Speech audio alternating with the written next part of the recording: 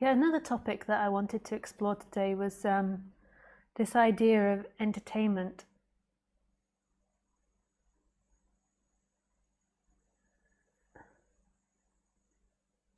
And like a lack of wanting to go deep into subjects. So what I notice, and the feedback that I get from people, is that when people start asking questions, particularly when they start asking questions live, a lot of people switch off. They don't like it, the talk anymore. So some people kind of enjoy it, but especially if the person's got difficult energies, or the person's talking loads, they switch off. And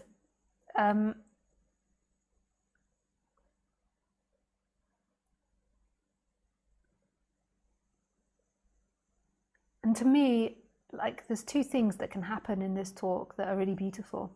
You can listen to it and you can resonate with the energy of non-duality, like what's being spoken, because I feel like most of the time, I can't guarantee it's 100% of the time, but most of the time, like, what's being spoken is not coming from a source. It's just coming out. It comes out through the personality structure, so it has dynamics in it, but it's coming out very organically and very freely. And there's some people that, not everyone, but they can resonate with that, and then it evokes something in them. They can feel that expansiveness. And then when I speak to someone, there is all types of dynamics going on. The person maybe is suffering a lot, so they bring all types of energies. So when that person comes on, you feel that difficulty of that person, and then there is a wanting to avoid that. And then there's also a wanting to avoid certain emotional experiences. So you can sort of zone out in the non-dual energy, which is really beautiful, and that has its place. But then when it comes to the questioning, it disrupts that, and then triggers an aversion in you, which is okay to have aversion and then to switch off. But it triggers this aversion of not wanting to feel that person's feelings. And what's so interesting in that is the exploration. Like, what is it that's avoiding that? And it can be a natural dynamic, and it can be coming from nothing, but it can also be this firstly wanting to be entertained, because I also can be a little intellectual, so there is some sort of form of intellectual entertainment, and then there is the zoning out and the energy. And then when it comes to the emotions and listening to the other person's problems or discomforts, then there is an aversion to it. And what is that aversion? Like, why is there an aversion to that? And that's the interesting question. And it could be really valid, and for some people it's appropriate to switch off, but it could also be this fear of the depth of emotions, that there's part of you that wants to stay away from this emotional world and wants to stay in this, like, emptiness, which is fine, but that has to be looked at and explored at some point. That the emotions, the responses.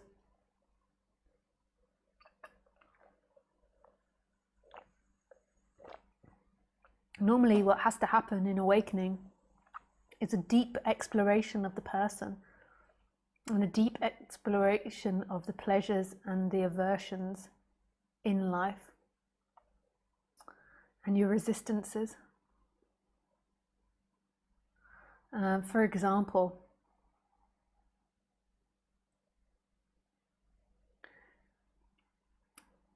maybe you come into this subject with a righteousness, but you don't know that you come into this subject with a righteousness. And throughout your life, there's been a righteousness, like, I'm right and the other is wrong.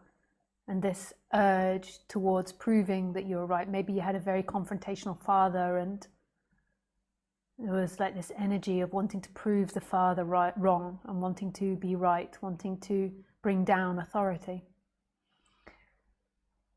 And that also could be part of your design and part of your makeup, but more than likely there's lots of seeking and aversion in there.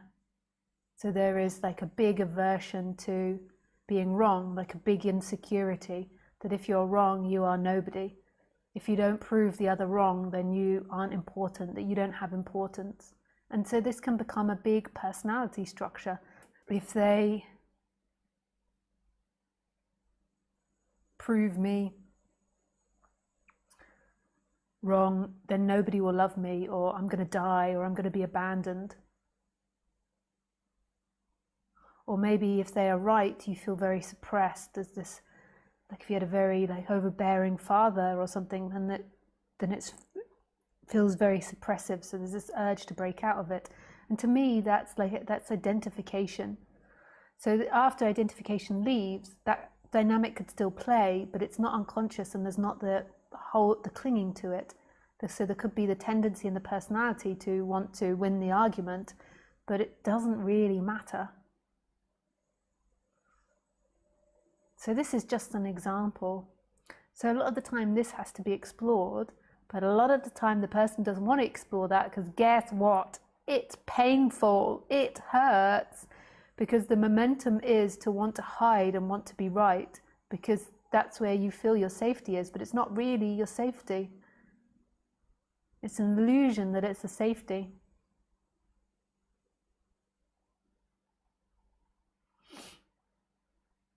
Your safety is what you really are, which is nothing. Your safety is this absolute emptiness in this moment.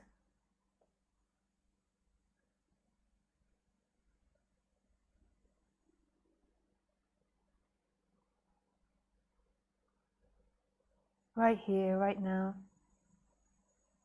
So the other person wants to be right over you. Who cares? There's a momentum to maybe want to argue, but in the end, who cares? If you care, then you can go in and have war.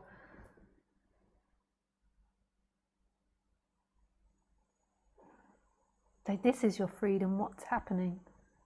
Right here, right now. What is happening? Boopy doopy doop. This is your freedom. This is your freedom. This emptiness. Nothing matters. You don't need to prove the parents right or wrong. You don't need to prove the education system right or not wrong. You don't need to be something. It's just as it is coming through. Just complete surrender into that beingness and that empty looking. And you can feel the resistances. They feel like lumps in your body or discomfort in your body. Like when they're in flow, it's just like a natural tendency. Like someone says something and then there's the tendency to want to tell them your opinion. And not everyone will be like that. There is no right or wrong. When it's coming from identification, then it tends to be like, I have to be right. Must be right. Who must be right? It doesn't matter. Nothing matters. This is what matters, what you are. Everything else is ideas, ideas, ideas that we cling on to as humans. It doesn't matter. Yeah, just like if England wins the football tonight, it really doesn't matter. But when Boris Johnson claims it as his own glory, I'll just be like,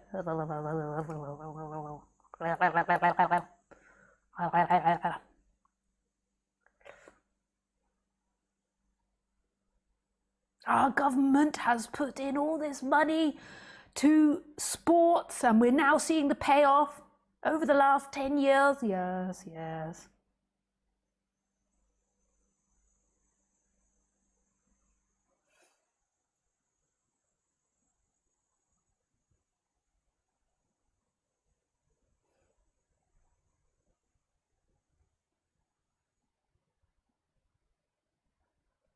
But it doesn't matter. Nothing matters. It's just as it is. It's just my opinion. I want England to lose. Especially my Scottish side.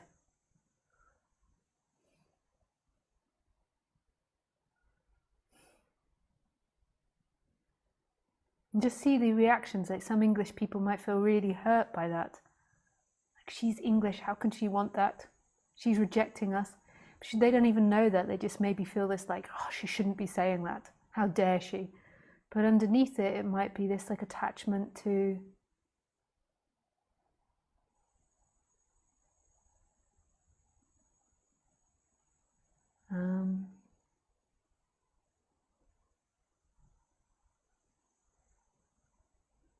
wanting to feel loved by the other, and by me saying that, it feels like a rejection on you, like a rejection on England. Like you are English and I am English and I'm rejecting you, which is absolutely not true. It's nothing about you or me, it's just about me not liking to hear Boris Johnson claim it as his own.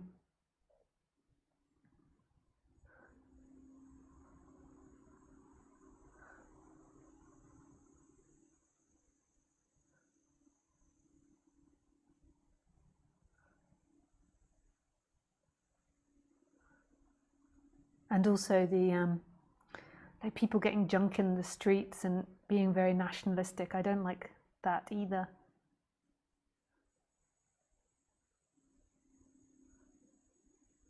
Not that Italy won't do that as well.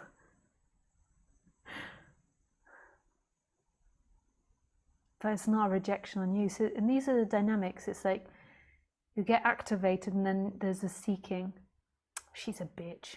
She's such down and dirt. But really it's like your heart chakra hurts, and then there could be a rejection. And then on the other side, there could be like, yeah, she's on our side. She likes us better, which is also not true. And there could be attachment to that. So it's just seeing through it all. And it doesn't mean that all dynamics go, so I still have the momentum to want England to lose. So to not be keen on Boris Johnson's government. I'm not keen on the Conservatives, but if it had been like Theresa May's government, I wouldn't have minded so much. It's more Boris Johnson. I feel like Theresa May has a kinder heart.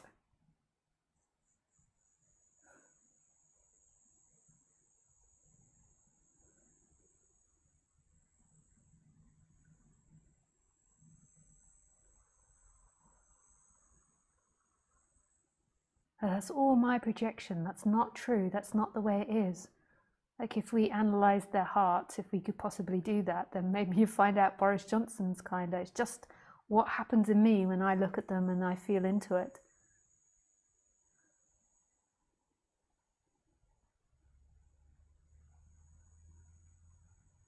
It's not truth.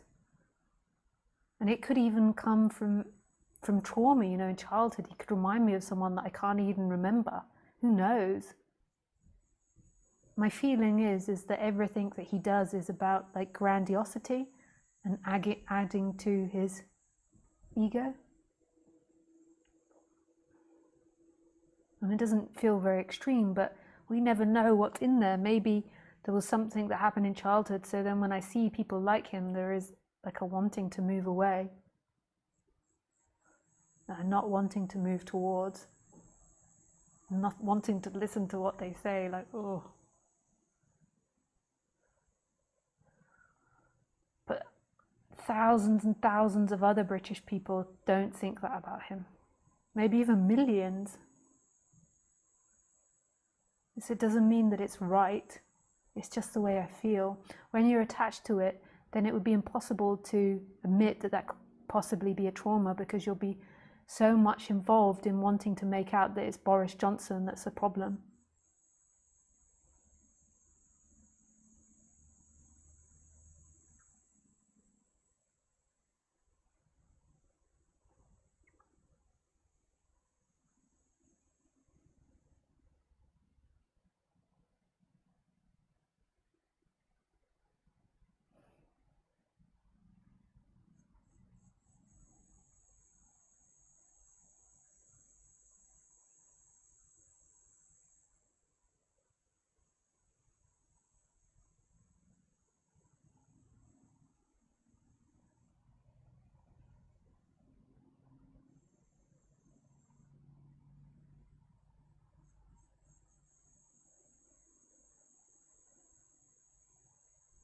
Okay. Maybe that's enough of me talking. I don't even know, I'm going off on subjects. Boris Johnson this, Boris Johnson that. So if you've got any questions, then please put it on Skype, which is Lisa Cairns 12. Lisa Cairns 12. And if you want me to call you, just put call me and then nothing else. And